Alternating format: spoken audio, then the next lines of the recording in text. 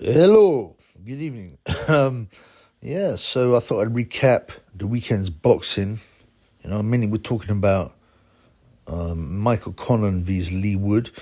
Obviously, we all know it was a super fight, you know, with, an incredible turnaround and ending. I don't really need to talk much more about that because hopefully you guys watched it. Now, yeah, do you know what freaks me out about Wood the most, though, is his haircut.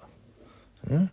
His haircut, I mean, it's like... now, I know this haircut's very popular amongst, white chavs, and the more north you go, the more of these haircuts you get, right? It's like a piece of broccoli, It's got that like broccoli look. I don't know if they get it permed, I don't know if they get it perm, but Wood's like 33, so I don't quite understand why he would, want to have a teenage chav's hair, but you can't disrespect his heart, You can't disrespect his skills, and it was a super fight.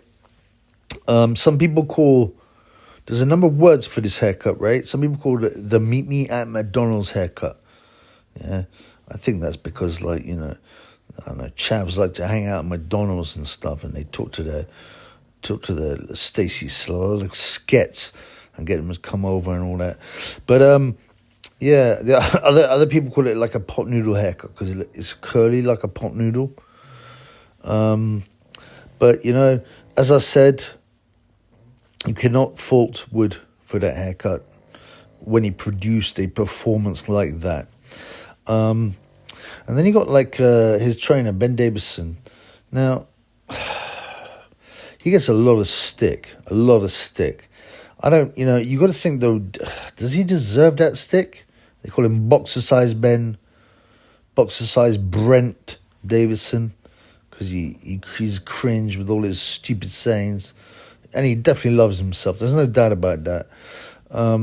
It's always about him. If you notice, he gets his face in it. He's too dramatic. Yeah? There's in the Conlan Wood fight, he's leaning over the ropes so the cameras can catch him. Now, that's not allowed.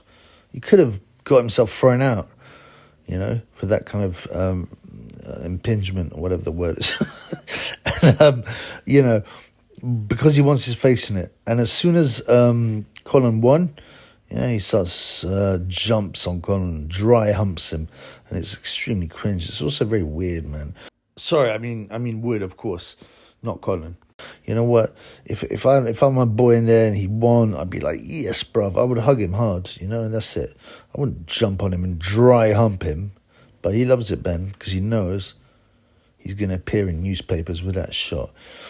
And to me, Ben Davison looks like a fat Conor McGregor, If you get Conor McGregor and put him through the Fatify app, he will probably look exactly like Ben Davison. But obviously, what's his name? Davison's fat as well. He's got these wide hips, this big ass. I find it hard to respect a trainer like that. At least keep in shape yourself, like the other Bomac, the fried chicken eater. The fat guy who trains Khan and couldn't even get in the ring between rounds. That fat lump of chocolate mousse. Yeah. So, Ben Davison is a white version of that. He's getting big. He's only 28 or something. Yeah. And he looks like a fat Conor McGregor. And obviously, if McGregor loved Greggs and the pies and the sausage roll as much as he does Coca-Cola in the nose, then Davison would look like him. And, he's got this grotesque... Davison always has this grotesque, self-satisfied grin on his stupid boat race, with his stupid hair, He's got this kind of thick blondie hair, but it's thinning, man. It's really thinning at the front and on the crown. You can see in this picture, right? And I bet you Ben Davison would give that victory for Wood or anything to have his lustrous hair back. He looks like a sort of, he just wishes he was David Ginola. You know, the shampoo commercial guy. You know, and he could like sit there in the shower like a gay, you know, washing his hair, and people would love him. He really loves himself, man. That fat, degenerate, lucky guy. I mean, I've done a bit of research on him, where he came from. I can't find much. Yeah, he was a fitness trainer. He got on with Billy Joe Saunders. Billy Joe Saunders decided to take him on. And then he got Fury through Billy Joe and other fighters. Because once you start hooking up with big names, people think, oh, this guy must have something. I don't know what he's got. Now, I searched online, and there's a lot of articles on him, but they're all almost identical. Like they're copying the same copy, if that makes sense. And they're saying, oh Ben Davis goes, yeah, I've been boxing all my life. My dad was an amateur boxer. I also had a short career as an amateur boxer. But there's no proof of that. There's zero proof of Ben Davison being an amateur boxer.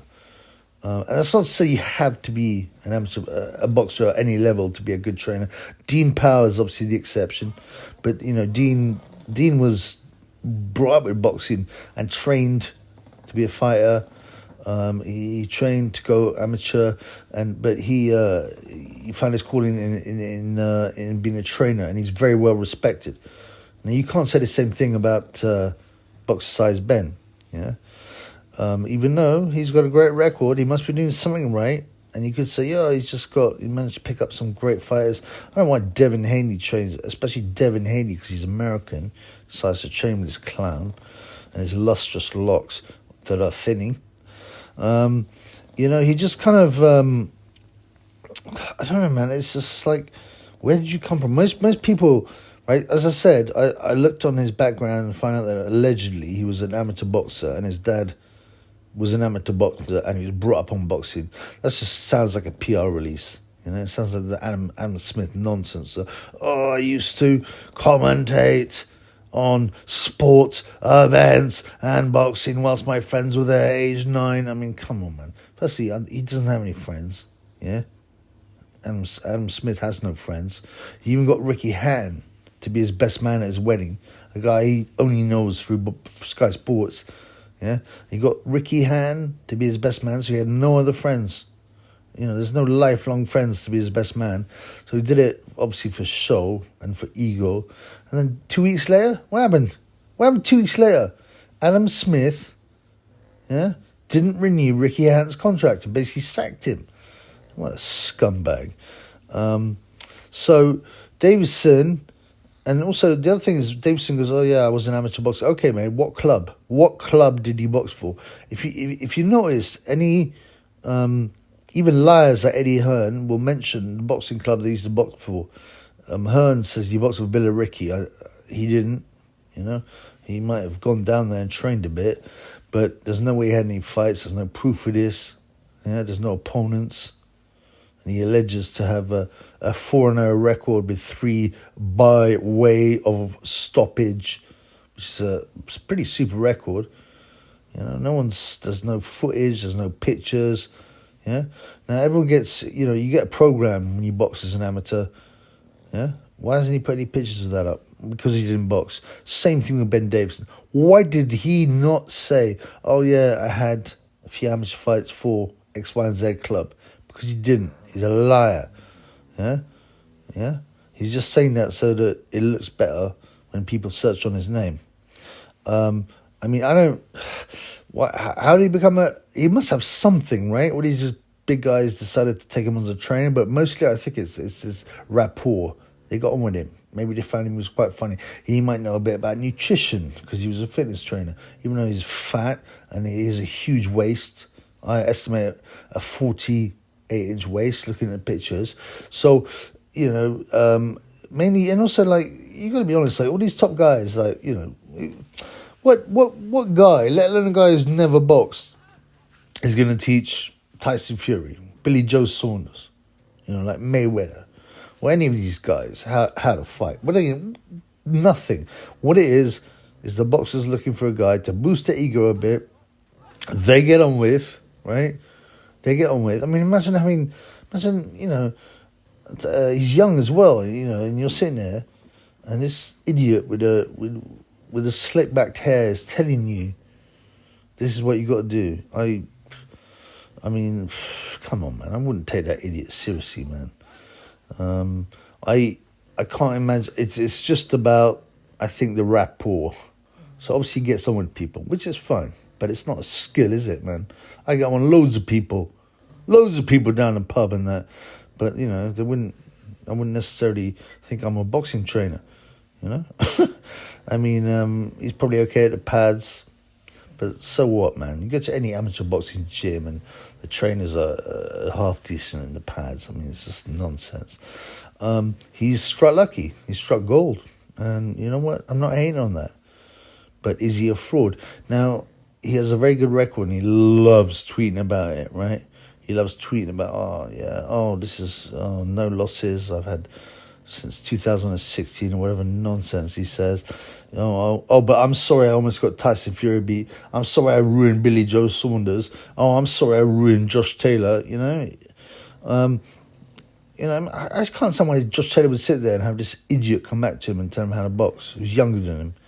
It's just, I don't know, man. He must have a way with people, to suck them into his world, to draw their trust, yeah? When all he cares about is his hair and how it's going. And he's thinking, he spends all his time on Google going, what should I do? Should I get hair transplant? What's cheaper? I can go to Turkey and it's $5,000. I'll go to Harley Street, it's $30,000. Or I can have my head tattooed like Eubank, but with my blonde hair it doesn't work. That's what he spends his time doing, yeah? And he'll watch boxing videos. And he'll talk like, try and talk like a guru. He's like the other fraud, Adam Booth.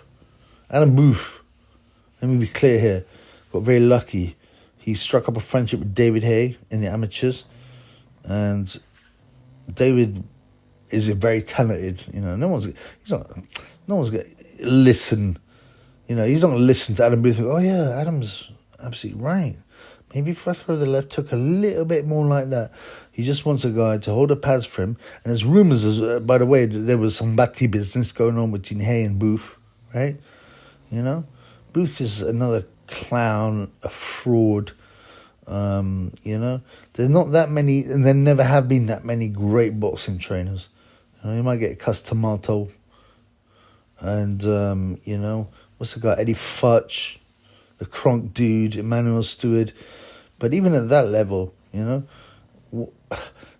you've been boxing since you were 10 years old, yeah, and you've fought all kinds of people, all kinds of different weights, different styles, what really is a boxing trainer going to do to you when you're a pro? The most important part of boxing training is when you're a new amateur and you don't really know what you're doing. That is when you pick things up and get taught. But come on, man. I mean, I could be in Tyson Fury's corner, man. Any guy could be in Tyson Fury's corner, and Davison has criticism for mishandling Fury's corner and almost getting him disqualified by jumping in the ring. It's all about himself. Davison wants his stupid face and his stupid blonde, but now thinning hair, slick back thinning hair. He wants it there. He probably sits there, goes to bars and, oh, who are you? Oh, nothing. Oh, I'm a boxing trainer. He goes, oh, yeah, look, check this out, and gets his social media out. This is me with Tyson Fury. This is me with Billy Joe Saunders. This is me with Devin Haney or whatever. I really changed the way they boxed and they became more successful after they came with me. He's a muppet, man. He's a super muppet. The other thing, enough about that prick. So, will he be found out? Maybe eventually, but it doesn't matter, man. People will still take him on, As I said, it's about rapport. It's about how you get someone with him. He's a pad holder and a fitness trainer. And good luck to him, man. The other thing I found weird about the fight, Leigh Wood and Conlan, was Leigh Wood crying in the what's called the post-fight press conference, and Box Size Bear destroyed an arm around him and hugging him. I mean, come on, you didn't see that in the old days, yeah? Would Marvin Hagler sit there crying? No, man, he'd look at you straight in the eye. And Marvin Hagler, by the way, has a gentle side, you know? He's a likable guy. Or he was. I'm sorry, R.I.P. Hagler. But, you know, he was a likable guy, but, you know, he's not going to sit there crying. Everything's getting so soft, man. So soft. As to Leigh Wood, so everyone's saying, like, you know, oh, he's so classy, you know, he came across as really likable in interviews, and yeah, but I mean, what else is he going to say? Oh, I hope Michael Conlan's dead. No, of course he's not going to say that, man. He goes, oh, my thoughts and prayers are with Michael Conlan, I hope he's all right, which is reasonable, but what, no, anyone except a psychopath, yeah, would say that. It's not exactly, you know, it doesn't exactly show his true character. I've heard different stories. I've heard he's all right, man, yeah, but I've also heard people that he goes around Nottingham strutting around with his McDonald's broccoli pot noodle haircut, yeah, and there's a bit of a bully, and he's clearly a pervert, as I said before in my past video, yeah. When he lost to Jazza Dickens, his head was all over the place because can you imagine this? Him and his best friend, yeah, a lifelong friend, smashed. He invited him to smash his own girl, yeah, and obviously they both busted a nut inside of her, and they weren't sure who was the dad. I mean, what kind of creepiness is this, man? In the old days, man, someone looks at you bad, looks at your bird, you're like, what the fuck are you looking at, blood? Or something to that effect. But you don't go, oh, come and smash my girl. I'll watch. Yeah. I mean, it's a sick society, man, and this is the devil's work. As to Michael Conlan, his future, he's a lovely boxer. There's no doubt. There's no doubt. He's missing just something to be top quality. Now, if he punched harder, yeah, because he landed some lovely shots and body shots. If he punched a bit harder, he's not really a puncher, even though he floored Wood heavily. He was caught cold. But if he had a bit more power, or maybe instead of that, he had just slightly more speed, so that he'd be like Pernell Whitaker, he would be more successful. I think he's going to stay at this kind of level, you know. But you know what? As I said, it was a great fight. One of the most interesting things was I looked at the DAZN thing, and Carl Froch. Carl Froch is like, he cannot give anyone any credit. He will slag everyone off. I mean, British fighter. You know, he'll occasionally, he doesn't mind, you know, or anyone that's fought him, obviously, because Andre Ward will send a glass eye to sleep. Yeah, and he slags off Nottingham for not having, because he didn't sell out the horse, yeah, and he will give no British fighter credit if they've got to a decent level, like a world champ level, you know. I know he slags off Khan, I've got no problem with that, but that's because Khan smashed Rachel accordingly. He will give lower level fighters credit, you know, that he considers beneath him. It looked to me like he was on the yayo. He was sniffing up the yayo up his new fake nose. And you know what? Carl Froch is well known to be exceptionally tight. I know that Time Booth for the story about the battered onion rings when the bill came, Froch to, you know, like most normal people are like, oh, let's just split the bill between four. No. Carl Froch's like, no, wait a minute. I only had battered onion rings, which is £7. You guys had fish and chips or whatever. Yeah, it was just exceptionally tight. I'm told he collects Groupon vouchers, you know, and he loves a discount. So you can imagine, right? He must hate shelling out for his Charlie, yeah, and his dealer must hate him. You can imagine him, right, trying to haggle every time he calls the dealer up. I say, oh, come on, mate. If I get 2 grams, can you throw one in for free? Yeah. The dealer's like, come on, man. If you get 5 grams, I'll throw one in for free, but not 2. He goes, oh, come on, man. Carl Froch, I knocked out Mayweather. No, sorry. I knocked out Groves in front of 80,000 people. And, come on, mate, come on. If I buy 2 grams, we'll give him 1 free. He's like, Carl, usually like these dealers, he says, Albanians, Carl, I cannot do this. Please. If you want to buy 5, I give you 1 free gram. Okay? But please, not 1 free gram with 2 gram. The dealer must fucking hate him. Every time he sees his phone rings, I've got to go through this same charade every bloody time and have Carl Froch try and get a free gram. Yeah? He really is a tight bugger. And he's vain as well. Exceptionally vain. Look, he knew he was ugly when he was young. I don't think he was that bad looking, but that big beak of a nose. Yeah? And now he always has a perfect haircut, wears nice clothes, whereas, he used to dress badly. He's got Rachel, whereas before the best he could hope for was an overweight girl, with very average looks.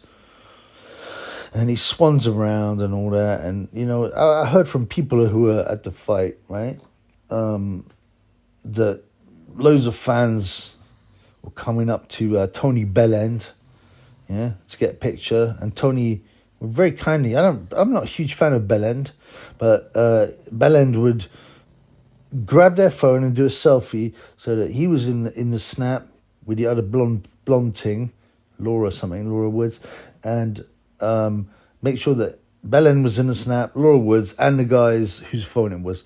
And he did it again and again and again. He had time for all the fans. Yeah?